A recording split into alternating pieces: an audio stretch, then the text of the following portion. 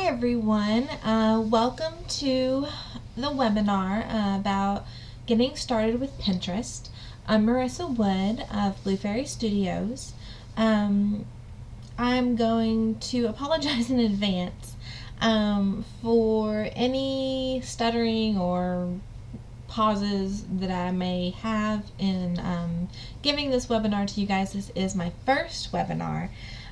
Very excited to present it to you all.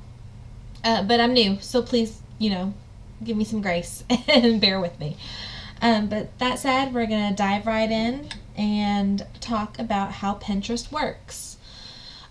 So when you join Pinterest, Pinterest has this whole database of pins, and these pins can be added in several different ways. You can upload the pins via your computer, so like an image that you save on your computer or a video, and you upload it to Pinterest on a board, a specific board. You can pin directly from places around the internet, so a lot of blogs or products on Etsy or images other places will have a pin it option, and you can click that and pin it to Pinterest, to your account on a specific board. Or there is a Pinterest browser extension, a little button that goes up in the toolbar of your browser, and then whenever you're on a web page and you want to clip something from the web page, you hit that little pin it button, and it'll bring up some images that you can pick from, and you can create a pin from that web page. The other way pins are added, and they're not really added this way, but they're more like recycled, is through repins. So they just constantly get re-added to the database. So these pins that are in this database are categorized based on a couple different parts of the pin. So keywords provided within the pin description and pin information, links so where the pin is from, and most importantly, probably the category of the board that the pin is placed on. So when somebody adds a pin to Pinterest, they have to choose a category of the board, and that helps Pinterest sort of define where this pin should go and who it should be shown to as far as interests go. Pins that are added to the database can be seen by the person who pinned it and the people that follow them. It can also be seen by users who follow the interest category of the pin. So when you first sign up for Pinterest, it'll have you follow a few different interests, like exercise, health, DIY, sports, technology, those types of interests. There's a whole bunch of different, very specific types. So it'll show pins that fall within those interest category to people that follow those interests. And it'll also show the pin to followers of users who repin the pin. So if you have a pin and your friend shares it, all of your friends' are going to see that pin. With the Smart Feed pin that's new, pins are also shown to people based on their pinning history and the way that their pattern of pinning, and it goes along with their interests, sort of their interest category. And it's a little bit more in depth. So pins do get better reach over time. Whoops. Sorry. Pins do get better reach over time with increased likes and repins. So the more somebody likes it, the more somebody repins it, the more people will be reached by that pin. So imagine a phone tree where I call 3 people, you call 3 people, and those 3 people all call 3, or those 6 people all call 3 people, but multiply it by thousands, and that's the type of reach you get with every time your pin is repinned, and likes work the same way. Okay, so personal versus business accounts. For the basic user, they are going to set up a personal account. And as we talked about in our group, most users use Pinterest to pin for personal pleasure, to find inspiration, find projects they want to do, home decor ideas, things that they're interested in, things that identify their style, things they want to refer back to later if they want to learn about something or they need to figure out how to do something. Recipes are big, DIY is big, fashion is big. So those are the types of things that people who are basic users are going to pin off of Pinterest. It's kind of like a visual Google. So if you think about if you went to Google and you typed in healthy recipes, you're probably going to get some results like allrecipes.com, goodhousekeeping.com, foodnetwork.com. You're going to get those types of links as a Google search result.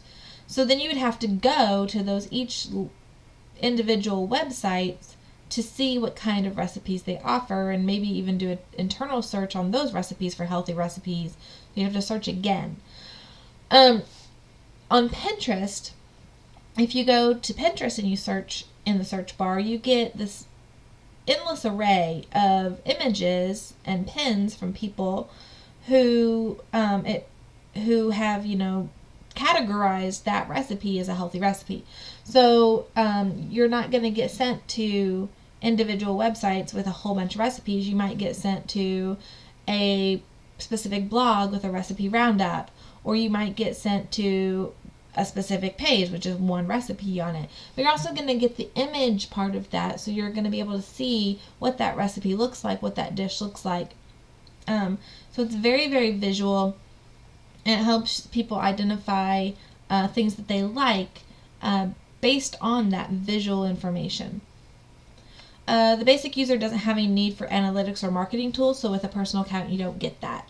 Again, they're pinning for personal pleasure, to find inspiration. Their number one goal probably isn't to grow a huge following or market or reach potential buyers. So they don't need those things.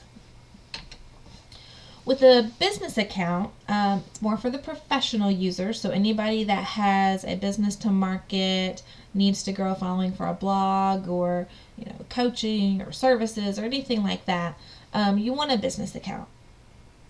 And the reason for that is that it's going to give you a little bit more flexibility as far as things that you can do for marketing, such as analytics.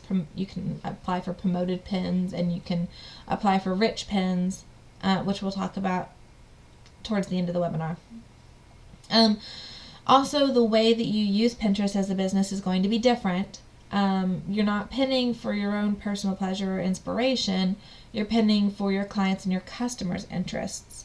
You're pinning to provide education, information, your products and your services to them while reflecting your brand. So we've chosen a business account because we're professionals, and we want to get started by setting up boards. The first thing that you really need to know about setting up different boards is that you want to use search-friendly keywords or phrase titles. If you go to title a board, ideas for decorating my kitchen, that has some keywords in it, kitchen and decorating and ideas, but it's not very efficient or search friendly. Typically, people are going to search for things like kitchen decor, or you could break it down even further and be like, use titles like farmhouse kitchen decor or modern kitchen decor or even kitchen organization. Those are things that people would type in the search bar and would help your boards and your pins to show up with those types of keywords.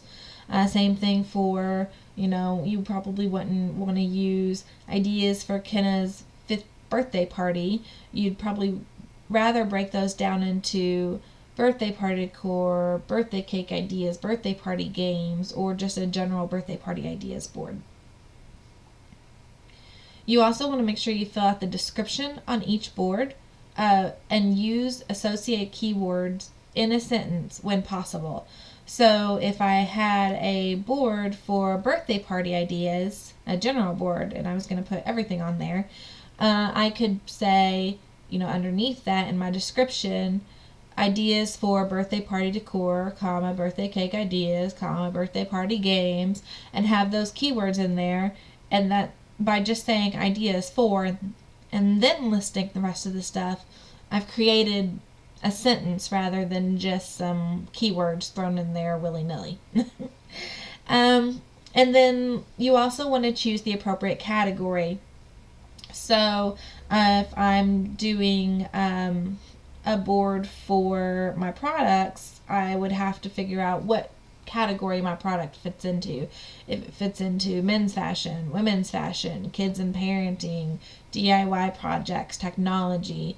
There are a set number of categories, and you have to figure out what that board fits into as far as categories, and sometimes it's not a perfect fit, but I prefer to find a category that is at least relevant or a close fit rather than pick other, because other's a hodgepodge, and I really want the category to help define me. So for instance, on my Blue Fairy Pinterest that I'm building for all of my followers, Facebook followers, I am choosing technology or education for a lot of my tips boards, because I provide tips on technology type things like Instagram and Pinterest. It's all part of technology, but there's also educational, so I may pick education depending on what exactly the content of the board is. So it's not a perfect fit, but it's at least sort of relevant. When you set up your boards on your account, you want to establish a base. So I have this idea of a base. When you go to look at somebody's Pinterest account, if you saw 2 boards with 10 pins on them, that's not a good base. And that's, as a company, as a business, that's not what you want to show people. So when you start Pinterest, I usually tell my clients to start with the setup phase, which is establishing a base, and then we move into maintenance phase after that. So once we reach our base, we move into just maintaining and growing that. So for your base, I recommend having 3 rows, and that's about 18 boards, I think it's 6 boards across, of differently named boards, ideally with different themes. You wouldn't want to have a board, for instance, if you are in the fashion industry, you probably wouldn't want to have a board for flat-soled shoes and high-heeled shoes to begin with. Just have a board for fashionable shoes. Put them all on the same thing. So ideally different themes, but they all need to be relevant to your business and your industry and target market. You can add more boards as you grow your pin library, but focus on getting those 18 filled in first. Remember, I talked about doing your base, your setup phase, and then your maintenance phase. Your maintenance phase can be where you add more boards other than the 18, but those 18 need to be nice and filled in before you start anything else, so that you have a visually pleasing chunk of material for people to absorb when they come to your account. When your boards get too full, and later in the maintenance phase, when they get too many pins on them, hundreds of pins, where it's almost draining, like you're never going to get to the bottom of it. It's like the bottomless Pinterest board. You can segment those out pretty easily. Later on, you can move pins to another board. So at that point, if you were in the fashion industry, with the example I gave about shoes, at that point, if you really needed a second board for shoes, you could have one for ballet flats and one for high heels.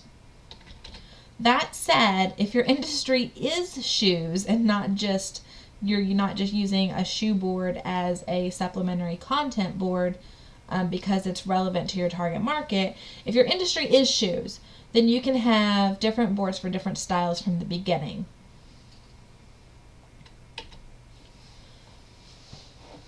And that goes for anything, any category you can think of. Whatever your industry is, you can have, if you have multiple styles within your business or your products, you can have different boards for those different styles, provided you can fill them in with enough pens. I'll talk about that in a little bit, as far as the number of pens. Okay. So you want to set your boards up and organize them by relevancy. So the most relevant boards to your brand should be the first boards that you see when you come to your account page. There are some people out there that recommend having your product board or your personal business board, so one board that you put all of your products on, or a couple boards that you put all your products on, as the very first boards. I don't necessarily think that's a bad idea, but I don't recommend it myself. Personally, I think that as long as your board, that's your business board, is anywhere in a T zone, you're fine. And to me, that's not the oily zone for women. That's the first row and down the middle of your Pinterest account page. So it'll be the first 6 boards, and then the 2 middle rows going down the middle. That's the T zone. As long as your board is somewhere in there and towards the top, so if you have 60 Pinterest boards, your T-zone, down at the bottom towards those 60 boards is not as relevant. That's less relevant boards. You want it up towards the top because it's very relevant, but make sure it's in the T-zone, top row or the middle. But it doesn't necessarily have to be the first one. It can, but it doesn't have to be. And you want to organize your board strategically. So again, that goes back to the T-zone, and it combines relevancy in it. You can drag your boards around. So when you add a new board to Pinterest, it's going to add it at the bottom of the list. If you want to move it to the top, or somewhere else, you'll have to click on it and drag it to where you want it. Boards can be moved, but pins cannot. Pins get pushed down on your board as you add new ones, and so the newer pins always get added to the top. With the boards, they get added to the bottom. So you want to drag those and put those in the mix wherever they need to go. Make it strategic, make it pretty. I probably wouldn't put, boards that are very drastically different next to each other. I would try to sort of blend them a little bit, if that makes any sense. You want to keep, one of the strategies is to keep boards secret until they're fully ready to launch. So you can, as a brand new Pinterest account, if you have no followers, just set up some boards and pin to it, because nobody's getting that feed anyway yet. You don't have any followers. Nobody's really seeing it. So they're not really there to see your mess. They're not really there to see your in construction. But if it makes you feel better, and if you do get some followers, keep your board secret. There is a toggle for that whenever you go to create a new board. Switch it on, make it secret. Fill out the board with your pins until you feel like it's ready to launch it, when you have a good chunk of pins. And then toggle that, go in and edit it, and toggle that switch off, so that it's no longer secret, and it'll pop up into your actual page. If you have, the reason I say to do that if you have some followers is so that you're not bombarding your followers with activity in their feed, because that can be a little annoying and overwhelming coming from the same one person. And then also make sure you choose a stunning pin to be the cover photo. So I would recommend either creating graphics to reflect your brand to pin to your board and set up as the cover photo. So you could have a graphic with your branding colors or your branding background or textures or whatever you have, and it could say, you could have one for your flat shoes, and one for your high-heeled shoes, and one for your handbags, and one for your, shawls and scarves. And you could have that title in your branding fonts and colors as your cover photo. That's one strategy. The other strategy, let me back up for a second. Make those similar but not the same. If they're the same, it's going to look very, very monotone and bland. So you will want to vary those colors a little bit. So for instance, you have a wood background for your banners and, your branding as part of your branding package. I wouldn't use a wood background on every cover photo. Pick your other colors and sort of switch it up. Or a similar wooden background or something different, but just make it slightly different, but enough the same where it melds together. Okay. The other strategy is to just use the pins that you're repinning to that board, but make sure that they're nice and centered, make sure that no words are cut off, and make sure that the style of the pins on every cover photo is similar enough to reflect your brand. So you want them light, you want them, bright and inviting, well styled, good grammar. We'll talk about all this in a minute when we pick pins, but make sure your cover photo is like the best pin on that board. It needs to be the picture of like the best pin that you have. If you don't have that, a best pen, that you're not picking the right type of pens. Okay, so that said, how do we select pens? So the best place to select pins for supplementary content.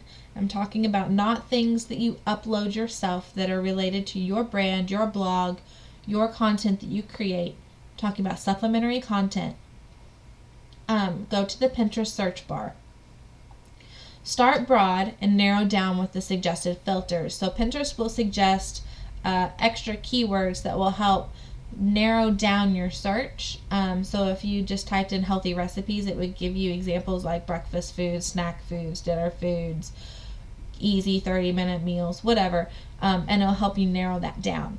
So start broad and type in the title of the board that you're looking to fill. So if we're looking to fill our fashionable shoe board, we would type in fashionable or stylish shoes, and then start to pin things from there, and or use the filters suggested at the top to narrow down and see if we can find what we want.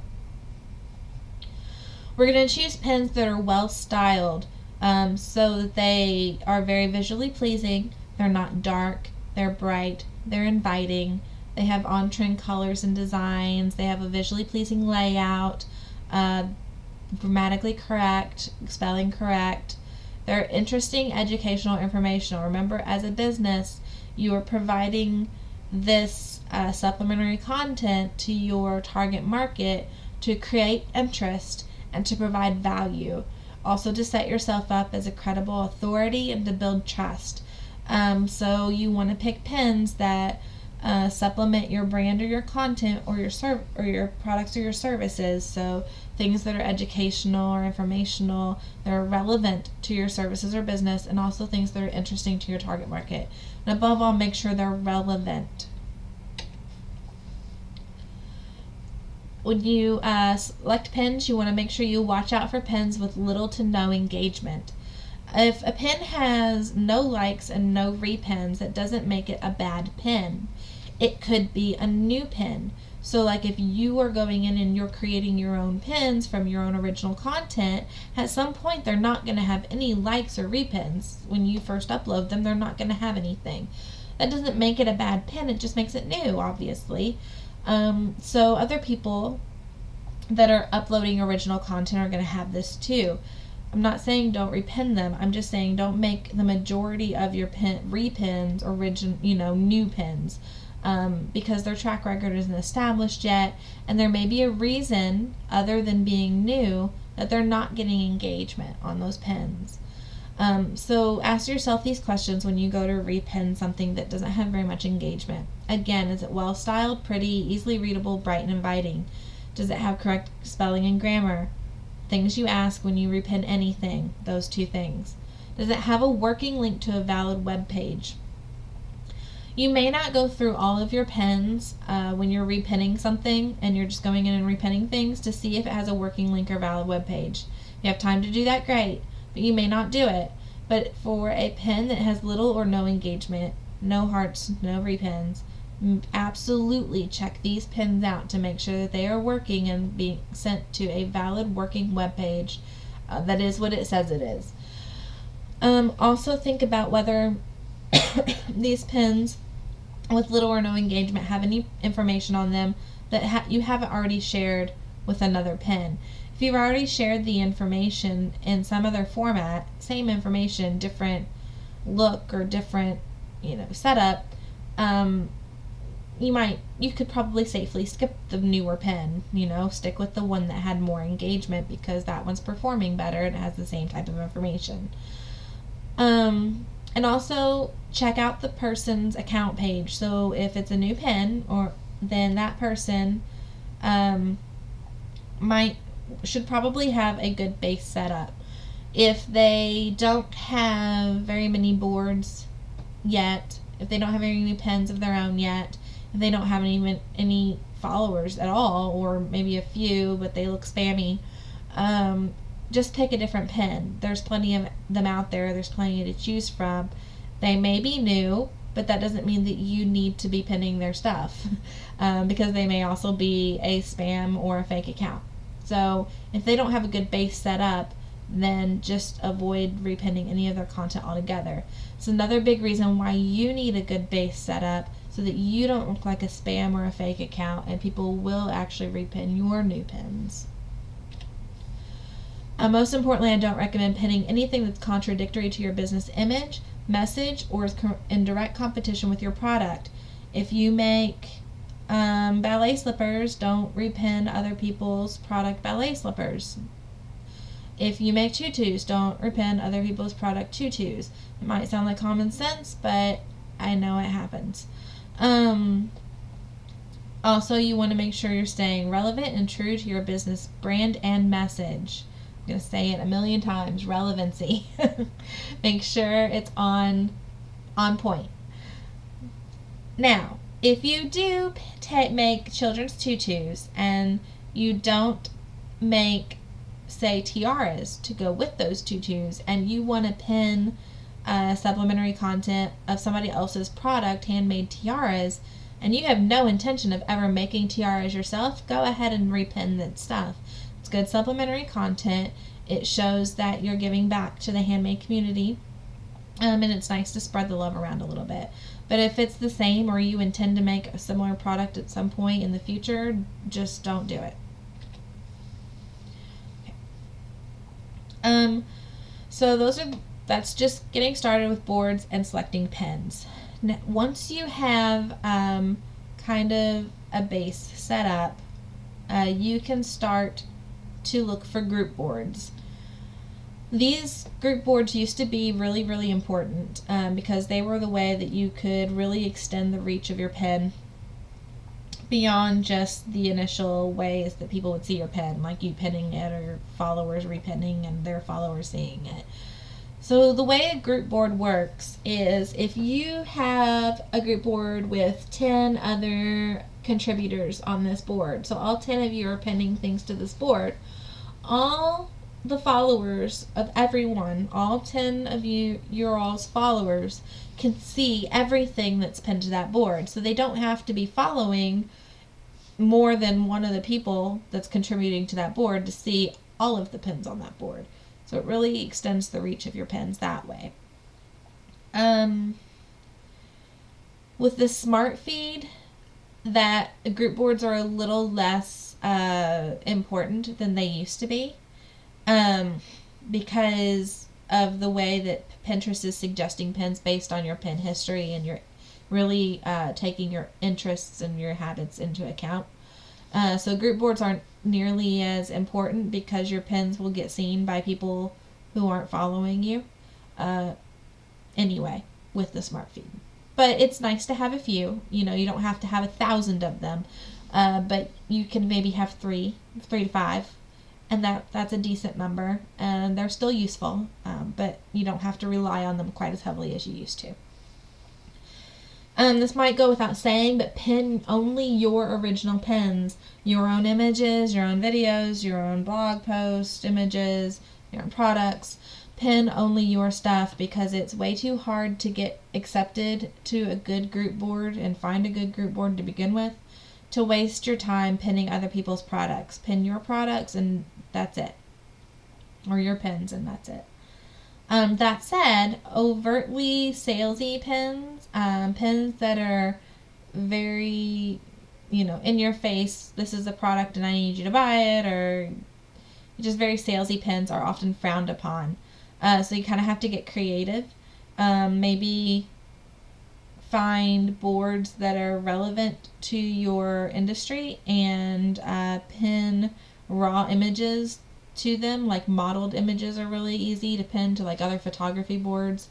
So if you make something like children's dresses, instead of pinning a link of image that links to your, well, it can link to your Etsy account, but instead of pinning a Etsy image, you could pin a modeled image of that dress on a little girl to like a photography board or a props board or a kids fashion board or something like that, and it doesn't look as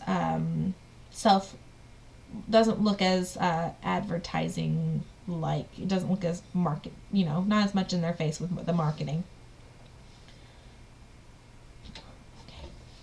I use pingroupie.com to find group boards. It's really nice because you can search by category and keyword, and then you can sort it by either number of collaborators, number of repins, number of likes, number of pins. I recommend, when I use PinGroupie, I recommend sorting by the number of repins or the number of likes. And it'll only give you the number of repins or likes on the first page. But that's good enough because that's going to show you how active the board is. If you want to join a group board and you look on PinGroupie, but there's like 5 repins on the first page, that's a really bad group board because it's not very active and the users aren't very engaged. Nobody's repinning any products. People are just putting stuff on the board. So that defeats the whole purpose of being on the group board to begin with. Etsy share boards are really, really bad for this. A lot of people, they're very easy to get accepted to, and a lot of people dump their products links to Etsy on these group boards. But if you look at the engagement or the number of repins and likes these pins are getting, nobody's sharing any of them. So it's all other Etsy sellers just coming, dumping their products on there and then leaving and not even browsing the board or perusing the board. Nobody shops from these boards. So it's just a really big waste of time, and it's a really bad board to be on. If you must join an Etsy board because you feel like, I don't know what I'm talking about, or you just want to try it out, or whatever reason you can come up with to join an Etsy board, just join one. You don't need to join 5,000. Just join one. There's other types of boards that are like that too. They're like mall shopping boards and things like that. There might be some out there that are good, and you will know if you search them on PinGroupie and see if there's repins and likes. But if there's not, I just stay away from them. There's other group boards. The thing about group boards, though, is that it's really hard to get invited to some of them because there's no standard procedure for getting invited to these group boards. Some of them will have in the description of the board instructions for how to get invited. So you might have to email somebody or comment on a specific pin or follow the board and they'll automatically add you. The rules are endless, and sometimes there's no rules posted at all. So you go to this group board and it has a description of, well, we post photography props. So anything that you make or whatever that can be used in photography, pin it here. Well, how do you get accepted? How do you get invited? It doesn't tell you. You can try clicking on the person's profile picture who created the board. When you look at the board, there's going to be a row of circles and it'll have pictures for all the contributors. It's always going to be the first little circle profile pic to the left who created the board. You can try clicking on there and maybe following them. Sometimes you can send them a message. You can try commenting on a pin on the board, please add me, thank you, and then just kind of wait and see. But there's not a standard procedure, and it can be very frustrating. You can try to ask for invites to 10 group boards, and you maybe get accepted to 1 or 2.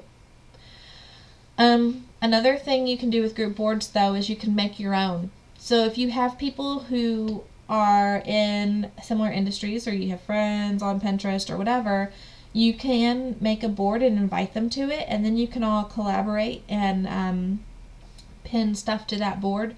And that way, people that follow you that don't necessarily follow your friend will see your friend's pins and vice versa. Okay, so best pinning practices. We know about group boards, we know about selecting pins, we know about setting up our own boards, but how do we actually go about this whole pinning process? First and foremost, do not pin dump. Do not sit down for an hour because you have an hour on your lunch break and just click, click, click and repin all kinds of things or upload 20 of your own original content pins. You're dumping on your followers and it's just not good etiquette. Don't do it. You will get much better response and visibility if you pin over time. My mantra for every social media platform is consistency over time. You want to be consistently active on your account, and that way you're consistently visible. You're constantly putting something out there for visibility. I know that people are busy and you don't have time to do this and sit down and pin something every day. Invest in a scheduling tool or outsource it to somebody. Buffer is what I use, but there's a lot of other scheduling tools out there. The nice thing about Buffer is that it allows you to have a browser button, sort of like that pin it button, and whenever I want to schedule something from the internet or from Pinterest, I just click that little Buffer button and it automatically puts it.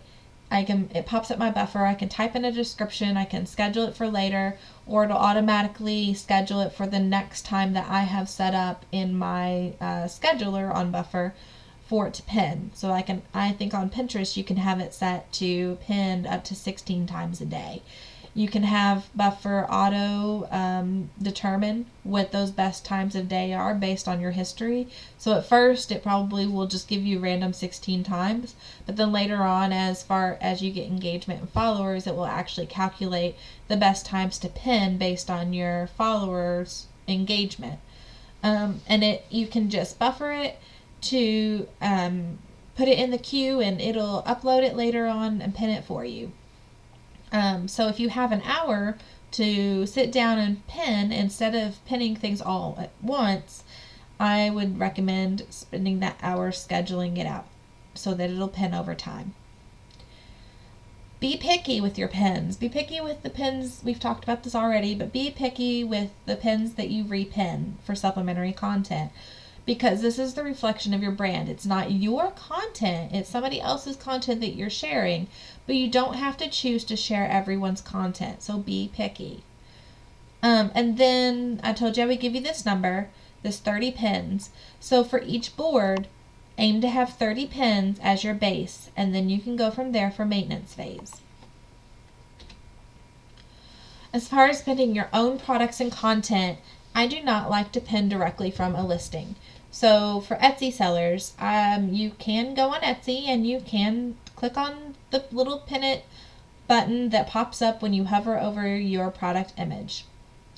If you do that, all of those keywords that you put in your title will drag along with the image into like a little subheader under your image before your description, before the caption. And the little Etsy icon will drag along as well. So that automatically stands out as a product. It automatically looks spammy and salesy when you have 1,000 keywords. Just on Pinterest it does. I know it's important for Etsy SEO, but on Pinterest it just looks salesy and spammy. So what I like to do is, instead of pinning directly from that image on Etsy, I like to upload the image from my own computer's image library, and go in and edit the pin to include the keywords within the description, so it's not popping up in big bold letters as like a header, but it's down in the description, and or include a product description and story-like caption. You can take those keywords from Etsy and turn them into hashtags so they're searchable and clickable, but I would recommend not going overboard because Pinterest is not a huge hashtag community. Some people really hate it, and some people use it to help them find other things. So it's kind of controversial, so I would limit it to maybe 5 hashtags, 5 to 10, maybe if they're short hashtags. But you don't want a ton. You definitely don't want 30 like on Instagram. And make sure they're simple keyword hashtags like shoes, fashion, style, purses, things like that that are searchable. None I like coffee at 6 a.m. hashtags. None of that. Another thing you can put in the descriptions is the web link to your shop or business associate page. So if you're not pinning directly from Etsy and you're uploading this image and filling out the description, you can put in your web link to that item, type it in, and it's clicky, and when they click it, it'll take them directly to that item. Or you could put in a URL to some other business associate page, like your Facebook page, your YouTube account, your Instagram account, any web link. You can type it into the description and it will be clickable, and they'll be able to get there from that pin. You can also include the price of your product, but that's optional. And remember, if you do include the price, these descriptions can be removed when people repin them. They can erase all of this description, put their own description in. So remember, if you're doing that, it'll get lost, and also sometimes it can look overly salesy and spammy, depending on how you do it. You also, when you upload this image, below the description box will be a URL box, and so that is where you could put the URL for Etsy and for where this listing is. So you want it to, when they click on this pin, specifically the pin, it will send them to that website. It will send them to that listing. So you want to put the listing URL in the website field. But you can put any URL in the description field. So it doesn't have to be the listing itself. It can still be the listing if you want it to be, but you also can utilize this space to direct them to other places where you might be on the web. Another thing to remember when creating your own pins is if you use a graphics program to create a pin, the longer the pin, the more feed space it gets. So the more likely it is to be seen and clicked on because it's right in people's field of vision for longer. They can't scroll past it as fast. So this in their field of vision for longer, and the studies that Pinterest people have done show that the longer pins are more successful than the tiny short pins. Okay. Now remember I said that when somebody repins your pin, they can delete that description and put their own in. If you have rich pins for business, and you can only get this if you have a business account, if you have rich pins, you can put in extra information into that pin, so it's kind of embedded. And it keeps that information about your business or brand from getting deleted. So like prices, I know there's a category for recipes and apps, and there's several different categories that your pin has to fall within, like these 5 categories of the type of pin that it is. And you have to apply to use rich pins. There's the URL there, business.pinterest.com/en/richpin-pins. And if you go there, it has a really good walkthrough of how to apply for the pins, how to use the pins, what categories there are. It's a really nice overview of them. So if you are worried about your descriptions getting deleted, you should apply for rich pins. I would not recommend applying for rich pins as a new account. I would recommend getting past the setup phase first and applying for rich pins in your maintenance phase. Same goes for promoted pins. I also would recommend applying for these, or at least using them, not using them in your setup phase, but use them in the maintenance phase. You can go ahead and ask to be on the wait list for promoted pins, but I will tell you that in order to get accepted to use promoted pins, they're going to look and see if you have a good base account set up and that you have some followers. And you also need to have account activity showed on your account. If you don't have those things, you're going to stay on the wait list for a while. Another thing that'll bump you up on the wait list is they might ask you how much you plan to spend on advertising. If you put $1 a day, that's going to put you at the bottom of the wait list, regardless of whether that's realistic or not. Because they want people to use their promoted pins, and that's how they gain revenue. So obviously they're going to give first priority to people that are going to spend more on advertising. I'm not advocating that you lie and be dishonest. I'm just saying to realize that you may have to wait longer if you don't really plan to use the promoted pins in the fashion that Pinterest wants you to use them. If you have a personal account, you can convert it to a business account at this web link. It's a very easy process. I believe you just type in your name and you click convert and it converts it over. You do have the ability to verify your website. It has a little bit of code that you have to take over to your website and put it in, like a header space to verify your website. That also creates a little pin it button on the images on your website, so if anybody visits your website, they can pin directly from that. I don't believe that this applies to Etsy, but if you have a personal site, your own little corner of the world, like a blog or another site where you sell your products, you can verify it and embed that code in your website and have that little pin it button. Etsy already has a little pin it button, so you don't really need to do that. You can also use this link to create a business account if you don't have an account at all, or you want a separate, if you have a personal account and you want to keep your personal account personal, just create another account that's for business only with a different email address. Alright, I think we've covered everything. This is a link roundup of all the links that I gave you during the webinar. Canva was not provided, but we talked about it, I believe, maybe, I don't know. Canva is really, really good free software, online software for creating graphics. If you haven't used it before, you should check it out. You can upload your own images to it. You can upload, no, sorry, I lied. You can upload your own images to it for free. If you want to upload your own fonts, you have to have the Canva for Work, which is a paid subscription service. They also have their own elements that are free that you can use for the designs, but they also have elements that are for purchase, and they're $1 a piece.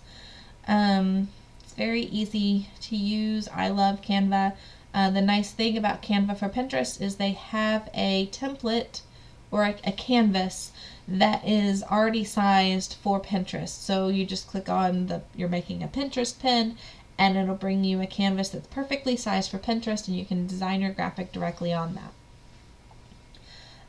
If you have any questions, please feel free to stick around for the Periscope live Q&A. I will be on Periscope starting at 1 Eastern Standard Time. That's in about 10 minutes. So my Periscope is at Blue Fairy VA. Follow me, look me up. You will be able to type in your questions, and I will answer them on the live Q&A. This webinar will be on YouTube until the end of February, and then it goes into my paid services vault. So please, save it, share it with friends, whatever. But anybody later on after the end of February will have to pay to get this webinar. The Periscope Q&A will be up for 24 hours on Periscope, and I will see about downloading it and getting it saved to YouTube as well, and emailing that link out after that. If you'd like to work with me at Blue Fairy Studios, you can find me at bluefairystudios.com. Facebook.com/BlueFairyVA is my group where a lot of you guys signed up and found out about this webinar. So feel free to join us there. I'll be posting other free resources, and I'm in there quite a bit, just chatting and answering questions. Blue Fairy Studios, Facebook.com/Blue Fairy Studios is my personal business page. And then my brand new Pinterest, which I am building from scratch just for my followers in group and my business page followers, just so they can see how a Pinterest account comes to life and have a good example of what to model. That's pinterest.com/bluefairyva. I manage Pinterest for several clients and have been very successful with getting them started and getting them more views and followers and engagement. I had, until I started this Pinterest, not used it personally for business because it is absolutely my haven. I go there for fun. I did not want to drag business to it. But as I am growing and as people wanted to learn more about Pinterest, I decided it was time to take the plunge and create one. So if you follow me on Pinterest, yes, it is a new account, full disclosure, but that is intended and was done on purpose. So please stick around for the Q&A. I'll see you on Periscope. Again, it's @BlueFairyVA. Thank you. You all have a wonderful evening.